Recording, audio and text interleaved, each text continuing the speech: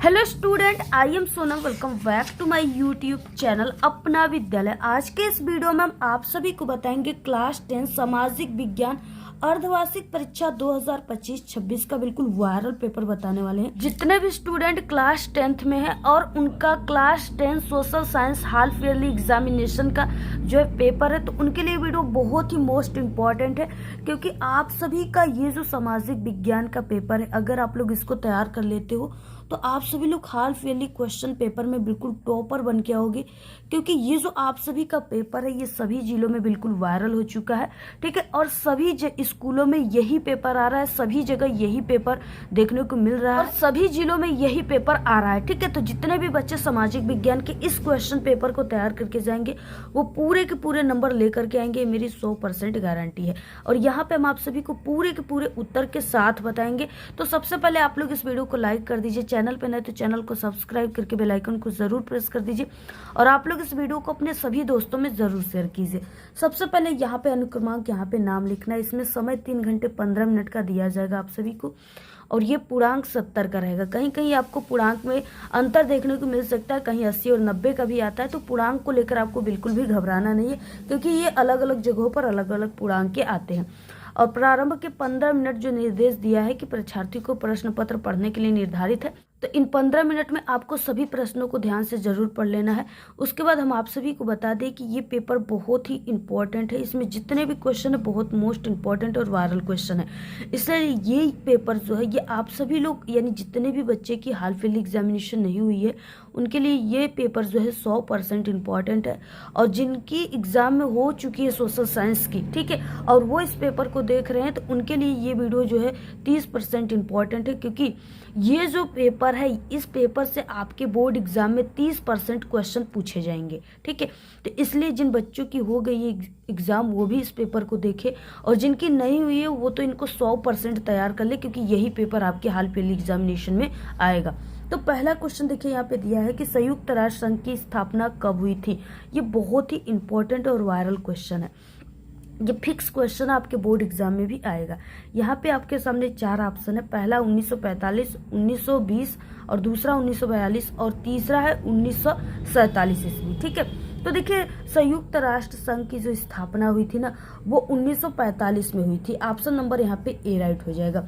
अगला question number 2 दिया है कि भारत में मताधिकार की आयु क्या है, ठीक है। मताधिकार का मतलब कि यानी भारत में कौन से ऐसे लोग हैं जो वोट दे सकते हैं। तो देखिए 18 प्लस के लोग, जितने भी 18 प्लस के लोग हैं वही सिर्फ वोट दे सकते हैं, ठीक है। और बाकी आप लोग को अगर कहा जाए कि आप लोग वोट दोगे तो आप लोग वोट नहीं दे सकते, क्योंकि आप लोग अभी 18 साल के नहीं हुए हो। आप लोग क्लास 10th में हो तो 18 साल के नहीं हो। तो भारत में मताधिकार की जो आयु होती है वो 18 वर्ष होती है। अगर कोई इंसान 18 साल का है या उससे अधिक है तो वो वोट दे सकता है, उससे कम है तो उसको वोट देने की कोई अधिकार नहीं है। अगला है क्वेश्चन नंबर देखिए 3 है, स्वराज मेरा जन्मसिद्ध अधिकार है और इसे मैं लेकर रहूंगा, ये किसका कथन है, ठीक है। तो ये कथन जो है वो बाल गंगाधर तिलक का है। ऑप्शन नंबर बी राइट है। क्वेश्चन 4 और बिल्कुल फिक्स इंपॉर्टेंट क्वेश्चन है, प्रथम विश्व युद्ध का प्रारंभ कब हुआ था। तो देखिए प्रथम विश्व युद्ध का प्रारंभ 1914 ईस्वी में हुआ था। ऑप्शन नंबर ए राइट है। क्वेश्चन नंबर 5 है, संयुक्त राष्ट्र संघ का मुख्यालय कहाँ स्थित है। इंपॉर्टेंट क्वेश्चन है ये। तो देखिए संयुक्त राष्ट्र संघ की जो मुख्यालय है ना वो न्यूयॉर्क में स्थित है। ऑप्शन नंबर सी राइट है। क्वेश्चन नंबर 6 है, भारत छोड़ो आंदोलन किसने प्रारंभ किया था। तो भारत छोड़ो आंदोलन को जो प्रारंभ करने वाले थे वो महात्मा गांधी ही थे, जो कि 3 आंदोलन प्रारंभ किए थे। अगला क्वेश्चन नंबर 7, कृतन दहन कृषि झूम कृषि निम्नलिखित में से किस राज्य में पाई जाती है, ठीक है। तो वो है Mizoram. Option number D right है। क्वेश्चन 8वां है कि निम्नलिखित में से कौन सा एक संभावी संसाधन है, ठीक है। तो इसमें से संभावी संसाधन पवन ऊर्जा है। ऑप्शन नंबर सी राइट है। क्वेश्चन नंबर देखिए 9 है, बहुत ही ये इंपॉर्टेंट क्वेश्चन है। मुंबई हाई प्रसिद्ध है। मुंबई हाई किसके लिए प्रसिद्ध है। तो ये जो पेट्रोलियम के लिए प्रसिद्ध है, ठीक है। और इससे पहले हम आप सभी को बता दें, देखिए 10वां क्वेश्चन है, और इससे पहले हम आपको बता दें हमारे चैनल पे क्लास 10th के ऑल सब्जेक्ट के जो है हाफ ईयरली क्वेश्चन पेपर की वीडियो और आपके बोर्ड एग्जाम पेपर की वीडियो पूरे आंसर के साथ बन चुकी है। अगर आप लोग नहीं देखे तो चैनल पे हमने प्लेलिस्ट बनाया हुआ है, वहाँ से आप लोग देख सकते हो। और इस वीडियो के एंड स्क्रीन में भी, लास्ट में भी हम उन सभी वीडियो का प्लेलिस्ट लगा देंगे, वहाँ से भी आप लोग देख सकते हो। ठीक है, अगला 10वां क्वेश्चन है, निम्नलिखित में से कौन सी फसल मोटे अनाज के अंतर्गत सम्मिलित की जाती है। ठीक है, तो वो कौन सी फसल है, वो है ज्वार। ऑप्शन नंबर यहाँ पे सी राइट है। अगला है क्वेश्चन नंबर देखिए 11, समांतर किसी देश का विकास निम्नलिखित में से किस आधार पे निर्धारित किया जाता है। तो वो प्रति व्यक्ति आय यानी पैसों पर, औसत साक्षरता, पढ़े लिखे लोगों की स्वास्थ्य, अच्छी स्वास्थ्य रहेगी, उनकी बीमार नहीं रहेगी, इस पे यानी उपयुक्त में से सभी। ऑप्शन नंबर यहाँ पे डी राइट हो जाएगा। अगला देखिए क्वेश्चन क्या है, बहुत ही इंपॉर्टेंट सभी क्वेश्चन है। अगर आप लोग इन सभी क्वेश्चन को तैयार कर लिए तो आपका जो है यानी आधा तैयारी हो जाएगा सामाजिक विज्ञान का बोर्ड एग्जाम का। ठीक है, तो इसलिए आप लोग इस पेपर को ध्यान से देखिए। निम्नलिखित में से किस आधार पर सार्वजनिक और निजी क्षेत्र विभाजित है। किस आधार पर विभाजित है, तो वो जो है वो उद्यमों के स्वामित्व पर। ऑप्शन नंबर सी राइट है। क्वेश्चन नंबर 13 है, भारत की संघात्मक व्यवस्था को किस देश से लिया गया है। तो देखिए संघात्मक व्यवस्था को जो है कनाडा से लिया गया। ऑप्शन नंबर डी राइट है। क्वेश्चन 14 नंबर दिया है, जो बहुत वायरल क्वेश्चन है, यह है कि जलोढ़ मिट्टी का निर्माण मुख्यतः किसके द्वारा होता है। ठीक है, तो जलोढ़ मिट्टी का जो निर्माण होता है ना, वो नदियों के द्वारा ही होता है। ऑप्शन नंबर सी राइट है। क्वेश्चन नंबर 15 दिया है, निम्नलिखित में से कौन सी फसल ऑटोमोबाइल उद्योग के लिए एक महत्वपूर्ण कच्चा माल है। ठीक है, कौन सा उद्योग है, तो वो है रबड़। ऑप्शन नंबर यहाँ पे सी राइट है। क्वेश्चन नंबर देखिए 16 है, लोकतंत्र में शिकायत करने से पता चलता है। लोकतंत्र में देखिए शिकायत करने से ये पता चलता है कि लोग जागरूक हैं। ऑप्शन नंबर सी राइट है। क्वेश्चन 17, 24 दिसंबर हर साल किस रूप में मनाया जाता है। 24 दिसंबर जो है वो हर साल राष्ट्र उपभोक्ता दिवस के रूप में मनाया जाता है। ऑप्शन नंबर बी राइट है। क्वेश्चन 18 है, अछूतों का हरण किसने किया, यानी अछूतों को जो है समाप्त किसने किया, तो वो महात्मा गांधी ने किया था। ऑप्शन नंबर सी राइट है। क्वेश्चन 19 है, 18वीं सदी के यूरोप में कौन सी चीज गरीबों की पहुंच से बाहर थी, यानी कौन सी ऐसी चीज थी जिसे वो नहीं खा पाते थे, नहीं खरीद पाते थे। ऑप्शन नंबर सी मांस था, बहुत महंगा हो गया था। अगला है क्वेश्चन नंबर देखिए 20, भारत के किस राज्य में शिशु मृत्यु दर सबसे कम है। तो कहाँ पे ज्यादातर बच्चे जो है, ज्यादातर बच्चों की मृत्यु होती है, वो है केरल। ऑप्शन नंबर यहाँ पे ए राइट हो जाएगा। तो ये थे 20 ऑब्जेक्टिव क्वेश्चन। अगर आप लोग इसको तैयार कर लिए तो आपका 20 नंबर जो हाल पहले एग्जामिनेशन में पक्का है और 10 नंबर आपका बोर्ड एग्जाम में पक्का है। ठीक है, उसके बाद देखिए खंड ब यहाँ से स्टार्ट होता है, जो कि वर्णनात्मक प्रश्न है, और ये टोटल आपका 4 नंबर का क्वेश्चन है और सभी क्वेश्चन बोर्ड में भी आएंगे। यहाँ पे देखिए दिया है कि निम्न प्रश्नों के उत्तर लगभग के 80 शब्दों में देना है, यानी आपको इसके आंसर को 1 से 1.5 पेज में लिखना है, 80 शब्दों का मतलब। ठीक है, अब देखिए क्या है, आपको जो है क्वेश्चन के हिसाब से ही, जिस टाइप का क्वेश्चन रहेगा उस टाइप से क्वेश्चन के हिसाब से ही आंसर लिखना है। अगर कोई जैसे यहाँ पे आ गया 3 नेताओं के नाम, तो इसको आपको 1.5 पेज में नहीं लिखना है, इसको सिर्फ 3 लाइन में ही लिख देना है। तो आपको क्वेश्चन के हिसाब से ही आंसर देना है। और किसका आंसर आपको 1.5 पेज में लिखना है, किसका 3 लाइन में लिखना है, ये सभी चीज़ें हम आपको बताएंगे। तो यहाँ पे देखिए पहला क्वेश्चन दिया है, जो सभी क्वेश्चन इंपॉर्टेंट क्वेश्चन है। भारतीय राष्ट्रीय आंदोलन में भाग लेने वाले किन्हीं 3 नेताओं के आपको नाम लिखना है। ठीक है, 4 नंबर का है, तो इसमें आपको क्या करना है, सिर्फ नाम लिखना है नेताओं का। आप सभी को उसके बारे में नहीं लिखना है, सिर्फ नाम लिखना है। तो देखिए इसमें पहला नेता हो जाएंगे महात्मा गांधी।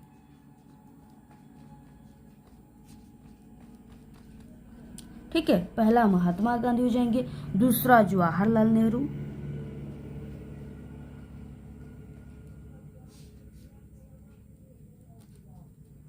नेहरू हो जाएंगे। उसके बाद देखिए तीसरा नेता हो जाएंगे सुभाष चंद्र बोस।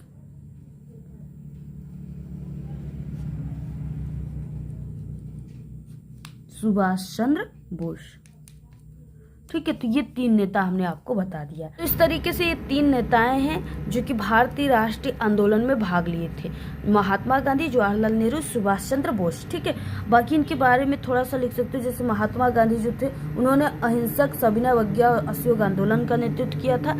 जवाहरलाल नेहरू वो भारत के पहले प्रधानमंत्री थे, उन्होंने पूर्ण स्वराज की मांग की थी। सुभाष चंद्र बोस, उन्होंने आज़ाद हिंद फौज का गठन किया था। तुम मुझे खून दो मैं तुम्हें आज़ादी दूंगा का नारा दिए थे। ठीक है, तो इस तरीके से क्या है, ये 3 नेता हैं, ऐसे आपको लिख देना है। तो इसका आंसर बस 3 लाइन में ही आपको लिखना है। अगला देखिए क्वेश्चन अथवा है, और यहाँ पे क्या है ना, ये जितने भी क्वेश्चन है हम आप सभी को सभी क्वेश्चन का आंसर जो है पूरा यहाँ पे बताएंगे। बिल्कुल आपको सिर्फ सुनना है, क्योंकि देखिए आपको यहाँ पे हम आपको ऐसा बताएंगे जिससे कि आपको याद हो जाएगा बिल्कुल, और आप लोग इस एग्ज़ाम के बाद भी याद रखोगे, जीवन भर ये याद रहेगा। अगर आप लोग रटोगे ना तो वो आपका एग्ज़ाम तक भी काम नहीं आएगा, इसलिए आपको रटना नहीं है बल्कि इसको समझ करके याद करना है। तो आप लोग नोटबुक निकाल लीजिए, पेन निकाल लीजिए, जो कीवर्ड मिलेंगे उसको नोट कर लीजिएगा। बाकी आप लोग यहाँ पे सभी आंसर को ध्यान से सुन लीजिए, आपको याद करने की भी ज़रूरत नहीं पड़ेगी, ये आपके दिमाग में बिल्कुल फिट हो जाएगी। तो देखिए अथवा क्वेश्चन है, प्रथम स्वतंत्रता संग्राम की असफलता के लिए उत्तरदायी कोई 3 कारण आपको लिखना है। तो देखिए 3 कारण कौन कौन से थे, यानी पहले कि प्रथम स्वतंत्रता संग्राम जो है 1857 का विद्रोह की असफलता के कई कारण थे, यानी 1857 में ये हुआ था। इन कारणों का प्रमुख कारण जो है निम्नलिखित है। पहला देखिए संगठन और नेतृत्व का अभाव, ये पहला कारण है, तो इसको आप लोग नोट कर लीजिए। अब इसमें लिखना क्या है, विद्रोह का कोई केंद्रीय नेतृत्व नहीं था, विभिन्न क्षेत्रों में अलग अलग नेता अपने अपने तरीके से लड़ रहे थे, यानी अलग अलग नेता जो थे वो अपने अपने तरीके से लड़ रहे थे, दूसरे का नहीं जो है सुन रहे थे, ना ही दूसरे का देख कर रहे थे। इसके विपरीत ब्रिटिश जो है सेना संगठित और अनुशासित थी।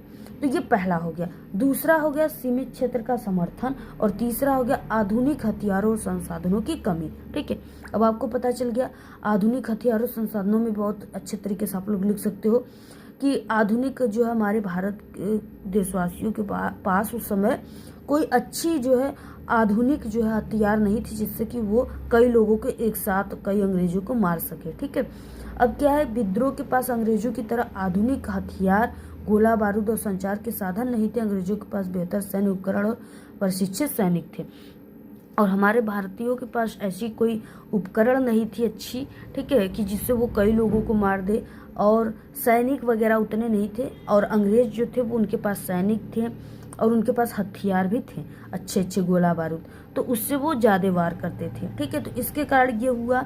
उसके बाद सीमित क्षेत्र का समर्थन था। तो ये सब चीज़ें आपको लिख लेना है।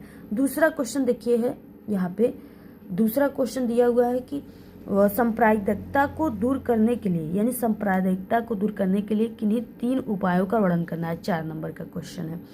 तो देखिए सांप्रदायिकता को दूर करने के लिए 3 जो है उपाय, पहला उपाय हो जाएगा शिक्षा का प्रसार, यानी पहले की शिक्षित लोगों को शिक्षित करना चाहिए, लोगों को पढ़ने के लिए जागरूक करना चाहिए। ठीक है, तो पहला यही हो जाएगा। दूसरा धर्मनिरपेक्ष को बढ़ावा देना, यानी सरकार को सभी धर्मों के साथ सामान्य व्यवहार करना चाहिए। ये नहीं कि कोई ये कास्ट का है तो उसके ये, कोई ये धर्म से है तो कोई उसको ये, ठीक है, ये चीज़ें नहीं करना चाहिए। सभी लोग मानव हैं, सभी को एक समान रूप से देखना चाहिए। और जो है सामाजिक और आर्थिक समानता होनी चाहिए, यानी ये 3 हो गया। पहला शिक्षा का प्रसार, दूसरा धर्मनिरपेक्षता को बढ़ावा देना, और तीसरा सामाजिक और आर्थिक समानता। ठीक है, तो ये 3 हेडिंग रहेंगे, उसके बारे में आपको लिखना है। जैसे शिक्षा का प्रसार हो गया तो हमने आपको बता दिया कि शिक्षा के माध्यम से लोगों को विभिन्न धर्मों और संस्कृतियों के प्रति सहिष्णुता और जो है यानी परिचय देना, सम्मान सिखाना। धर्मनिरपेक्षता को बढ़ावा देना, यानी सभी को, सरकार को सभी धर्मों के साथ सामान्य व्यवहार करना चाहिए, किसी भी धर्म से जो है विशेष दर्जा नहीं देना चाहिए, नहीं भेदभाव करना चाहिए। सामाजिक और आर्थिक समानता में जब सभी समुदायों को समान अवसर संसाधन मिलते हैं तो उनमें आपसी भेदभाव जो है कम हो जाता है। तो यही चीज़ें नहीं, अगर आप गरीब से कर ले रहे हो सरकार, तो आपको अमीर से भी कर लेना पड़ेगा। ठीक है, जिससे कि दोनों में समानता रहेगा, ये नहीं कि असमानता रहेगा। ठीक है, तो इस तरह से होना चाहिए। अगला क्वेश्चन देखिए अथवा में दिया हुआ है, महात्मा गांधी के द्वारा चलाए गए 3 आंदोलनों के नाम लिखना, बहुत इंपॉर्टेंट है।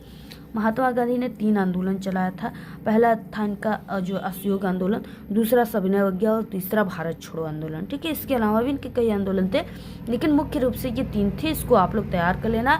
और इसका सन कब ये चालू किया गया था, इसका कारण क्या था, इसको कब स्थगित किया गया, ये सभी चीज़ें आपको तैयार कर लेना, क्योंकि आपके सन ऑब्जेक्टिव क्वेश्चन में पूछ लेता है, बाकी इसके प्रकार आपको ये 60 क्वेश्चन में पूछ लेता है और उसका पूरा विस्तृत वर्णन आपको लॉन्ग क्वेश्चन में पूछ देता है, और ये बोर्ड एग्जाम में भी आएंगे। तो ये इंपॉर्टेंट है, इसको तीनों आंदोलन को ध्यान से जरूर तैयार कर लेना, एक आंदोलन आपके पेपर में जरूर पूछा जाएगा। क्वेश्चन नंबर देखिए तीसरा है, हमें खनिजों के संरक्षण की आवश्यकता क्यों है। खनिजों की संरक्षण की आवश्यकता क्यों, क्योंकि खनिज जो है उनको खनिज ऐसे निकलते निकलते एक दिन समाप्त हो जाएगा, इसलिए खनिज की संरक्षण करनी चाहिए हमें। ठीक है, इस तरीके से आपको लिख देना है बनाकर। अथवा में देखिए, गेहूं की खेती के लिए अनुकूल भौगोलिक दशाएं आप सभी को बताना है। अब इसमें गेहूं की खेती के लिए देखिए अनुकूल भौगोलिक दशाओं का मतलब कि गेहूं की खेती में तापमान कितना होना चाहिए, वर्षा की कितनी मात्रा चाहिए, किस मिट्टी में अच्छा गेहूं की फसल होता है। तो यही सब चीज़ें आपको लिखना है, बहुत ही ईजी। आप लोग इसको, जो गांव के लोग हैं, जो इसके घर खेती किसानी होती है, तो इसको बहुत ही सरल तरीके से लिख सकते हैं। जैसे वो गेहूं की खेती करते हैं वही चीज़ें इसमें लिख दीजिए। ठीक है, अब देखिए तापमान में गेहूं की बुआई के समय यानी आपका 10 डिग्री सेल्सियस से 15 डिग्री सेल्सियस और कटाई के समय 20 डिग्री सेल्सियस से 25 डिग्री सेल्सियस तापमान उपयुक्त होनी चाहिए। वर्षा गेहूं की खेती के लिए 50 से 75 सेमी वार्षिक वर्षा पर्याप्त होती है, यानी ज़्यादा इसको पानी की ज़रूरत नहीं होती है, बिना पानी की ही हो जाती है, थोड़े बहुत मिल जाता है। तो मिट्टी, इसके लिए दोमट मिट्टी सबसे उपयुक्त मानी जाती है। ठीक है, दोमट मिट्टी में गेहूं की पैदावार अच्छी होती है। और अन्य में जैसे लिख देना, समतल मैदान होने से सिंचाई की सुविधा और ठंडी जलवायु भी गेहूं के खेती के लिए उपयुक्त यानी आवश्यक मानी जाती है। तो यही चीज़ें आपको लिख लेना है। अब अगला क्वेश्चन देखिए यहाँ पे दिया हुआ है चौथा, ये क्वेश्चन हो चुका है। चौथा क्वेश्चन, अर्थव्यवस्था के द्वितीय क्षेत्रक से आप क्या समझते हैं, उदाहरण सहित आपको बताना है। 4 नंबर का क्वेश्चन है।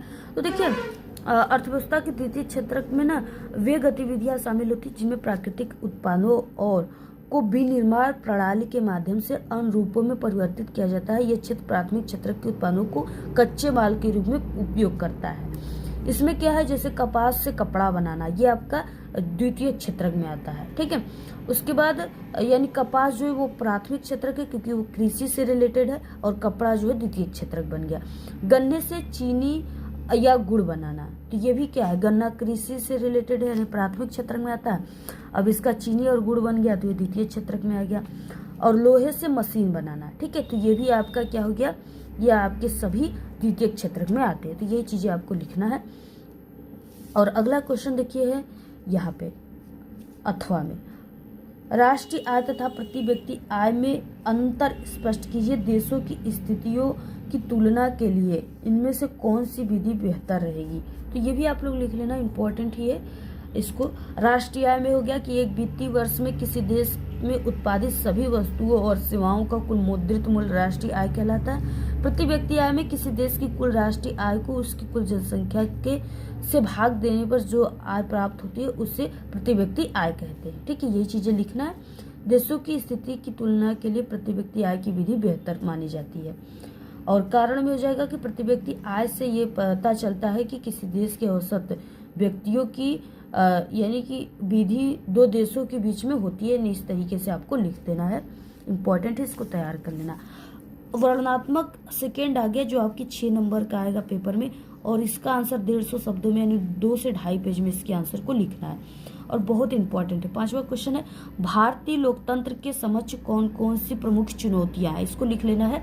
इसको हमने कई बार बताया है हमारे चैनल पे ना। आपको हाल फिलहाल के 2 और पेपर मिल जाएंगे, सोशल साइंस के और आल सब्जेक्ट के, तो आप लोग उस पेपर को भी एक बार ध्यान से जरूर देख लेना क्योंकि इसके कुछ आंसर आपको उसमें भी हमने बताया है चैनल पे विजिट करके। अथवा भारत में किस तरह की जो है जातिगत असमानताएं आज भी व्याप्त है, यानी लोग करते हैं ना जातिवाद करते हैं कुछ लोग, कहीं जगह पे क्या है, कहीं कहीं जिलों में बहुत ज़्यादा जातिवाद होती है, लोग कहते हैं तुम इस जात के तुम इस जात के, तो भेदभाव करते हैं। यही चीज़ें आपको इसी के बारे में लिखना है। 6 नंबर का है।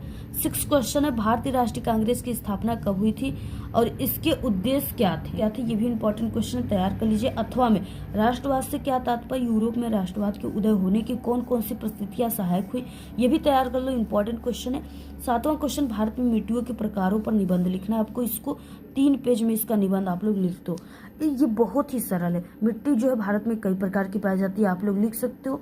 काली मिट्टी, पीली मिट्टी, जलोढ़ मिट्टी, लेटेराइट मिट्टी, दोमट मिट्टी। तो इस तरीके से कई मिट्टियां हैं, उसके बारे में आप सभी को लिख देना है। उसमें कौन कौन से तत्व पाए जाते हैं, उसमें कौन कौन सी फसलें अच्छे तरीके से होती है, उसमें क्या क्या चीज़ें होती हैं, ये सब चीज़ें लिख देना है। बहुत ईजी है, हेडिंग डालकर। अथवा देखिए भूचरण से आप क्या समझते हैं, इसे रोकने के कोई 4 उपाय लिखिए। ये तो बहुत इंपॉर्टेंट है, लिखित रूप से ले लो कि ये आपका बोर्ड एग्जाम और हाल फिलहाल क्वेश्चन पेपर दोनों में पूछा जाएगा। ठीक है, भूचरण का मतलब मिट्टियों का क्षरण, मिट्टियों का कटाव। अभी मिट्टियों का कटाव को ही भूचरण कहते हैं। ये कई प्रकार से होता है, जैसे बाढ़ की पानी है, बाढ़ का पानी क्या करता है, अपने साथ ऐसे चलता रहता है, खेतों से होकर जाता है तो वो खेतों की मिट्टियों को लेकर जाता है, किसी टीले से होकर गुजरता है तो टीले को की मिट्टियों को लेकर के जाता है। ठीक है, जिससे क्या होती है कि मिट्टियाँ बह करके दूसरे जगह पर चली जाती है, नदियों तालाबों में चली जाती है, और उस खेतों का जो तत्व है उस मिट्टियों में पाए गए वो पूरा चला जाता है नदियों में, जिससे कि वो खेत बंजर पड़ जाते हैं। ठीक है, तो इस तरीके से ये हो जाता है बाढ़ की पानी। कई बार गर्मियों में लू चलता है, जिससे मिट्टी का जो टीला होता है वो धूल के कारण एक स्थान से दूसरे स्थान पे चले जाते हैं। अत्यधिक पशु चारण के कारण होता है। तो इसे हम लोग किस तरीके से रोक सकते हैं, तो पेड़ पौधे लगा करके और उसके बाद खेतों में मेढ़े बना करके, यही सब चीज़ें पशु चारण को पर रोकथाम करके, इसी चीज़ों को आपको लिखना है। बहुत ही ईजी है। अगला 8वां क्वेश्चन है, भारत में वैश्वीकरण के प्रभाव पर प्रकाश डालिए। इंपॉर्टेंट क्वेश्चन है। अथवा उपभोक्ता आंदोलन के कारण बताइए हम उपभोक्ता आंदोलन को कैसे आगे बढ़ा सकते हैं। ठीक है, तो ये चीज़ें स्क्रीनशॉट ले लीजिए आप लोग। और उसके बाद आता है मानचित्र संबंधित क्वेश्चन, जो आपके पेपर में 10 नंबर का टोटल रहेगा। तो इसमें क्या 9 नंबर का ए और बी रहेगा, 5-5 नंबर के। निम्नलिखित स्थानों को भारत के मानचित्र में चिन्ह के द्वारा आप सभी को सही नाम तथा सही अंकन के लिए आधा प्लस आधा नंबर आपको दिए जाएंगे। पहला क्वेश्चन है, वो स्थान जहां जलियांवाला बाग हत्याकांड हुआ था, तो वो स्थान कौन सा था, अमृतसर। तो आप लोग लिख लेना अमृतसर, और ये 1919 में घटना हुई थी। वो स्थान जहाँ पर उत्तर प्रदेश की राजधानी है, उत्तर प्रदेश की राजधानी कहाँ पे है, लखनऊ। तो आपको लिख देना है लखनऊ। वो स्थान जहाँ 1929 में भारतीय राष्ट्रीय कांग्रेस का अधिवेशन हुआ था। देखिए, भारतीय राष्ट्रीय कांग्रेस का अधिवेशन कई जगह हुआ था, कई सन में हुआ था। तो आपको जितना जगह हुआ है ना, सभी को तैयार करना है, क्योंकि ये पेपर आपके, ये क्वेश्चन आपके एग्जाम में जरूर आएगा ऐसा क्वेश्चन। तो ये लाहौर में हुआ था। वो स्थान जहाँ पर चंद्रशेखर आजाद शहीद हुए थे, तो ये प्रयागराज में हुए थे। ठीक है, जिसका पुराना नाम इलाहाबाद था। वो स्थान जहाँ पर सूती मिल श्रमिकों ने सत्याग्रह किया था, तो सूती मिल श्रमिक जो थे वो आपका अहमदाबाद में किए थे।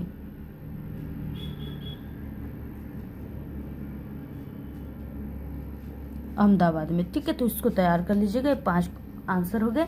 अगला है बी क्वेश्चन, निम्नलिखित को भारत के मानचित्र में दर्शाना है। पहला क्वेश्चन है, देखिए कृष्णा नदी जो है, ये चिन्ह जो है इससे दर्शाना है। तो आपको इसको यानी दक्षिण मध्य भारत की तरफ इसको दर्शा देना है, कृष्णा नदी को।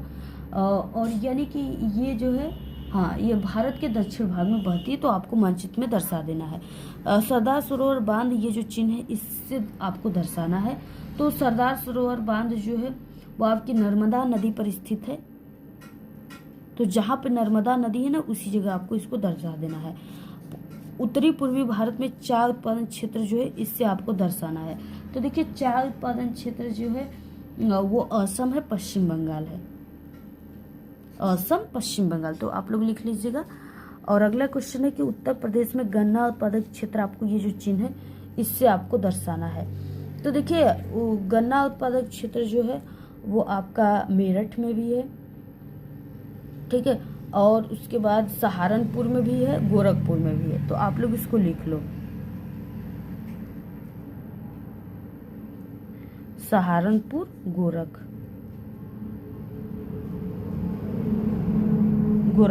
ठीक है, तो इसको तैयार कर लेना। विशाखापट्टनम बंदरगाह, ये जो चिन्ह है इससे आपको दर्शाना है। तो विशाखापट्टनम बंदरगाह जो है वो आप सभी का यानी कि आंध्र प्रदेश में है। तो आप लोग को इसको भी तैयार कर लेना। तो ये आंध्र प्रदेश में, इसको भी आपको तैयार कर लेना है। बाकी ये सभी चीज़ों को आपको मानचित्र मिलेगा, उस मानचित्र में भरना है। तो मैप कैसे भरे, इसकी वीडियो जो है हमारे चैनल पे बन चुकी है। तो आपको यूट्यूब पर जाना, हमारे चैनल का नाम अपना विद्यालय, और सर्च करना अपना विद्यालय मैप कैसे भरे, मानचित्र कैसे भरे। तो वहाँ पे हमारी वीडियो आ जाएगी, बहुत अच्छी हमने ट्रिक बताई है, वहाँ से आप लोग ज़रूर देख लेना। ठीक है, बहुत ही वायरल पेपर, इसको तैयार कर लीजिए आप लोग। सभी का स्क्रीनशॉट ले लीजिए। बाकी इस पूरे पेपर की PDF हमारे टेलीग्राम चैनल पर आपको मिल जाएगा, लिंक इस वीडियो के डिस्क्रिप्शन बॉक्स में, जल्दी से जाइए ज्वाइन कीजिए और टेलीग्राम चैनल को ज्वाइन कीजिए, इंस्टाग्राम पे हमें फॉलो कीजिए, ठीक है। और आपका एग्ज़ाम किस डेट को है आप लोग पहले ही बता दिया करिए, जिससे हम आपको वायरल पेपर प्रोवाइड करा सके और आप लोग टॉपर बन सको। और उसके बाद आपको जिस टॉपिक पे वीडियो चाहिए कमेंट करके आप लोग ज़रूर बताइए। और ये नहीं कि बिल्कुल यही सेम पेपर आएगा आपके एग्ज़ाम में, ठीक है। ये सिर्फ हमने एक मॉडल बताया है कि इस तरह से क्वेश्चन पूछते हैं और यहाँ तक के क्वेश्चन आपके पेपर में आएगा। अब ये नहीं कि आपको सिर्फ इसी के भरोसे बैठकर चला जाना है, क्योंकि आपके अलग अलग जिलों में ना कभी कभी अलग अलग पेपर आ जाते हैं, तो इसलिए सिर्फ एक मॉडल हमने यहाँ पे बताया है। इसी तरीके से आपको आज सब्जेक्ट की पेपर हमारे चैनल पर मिल जाएगी। Thank you.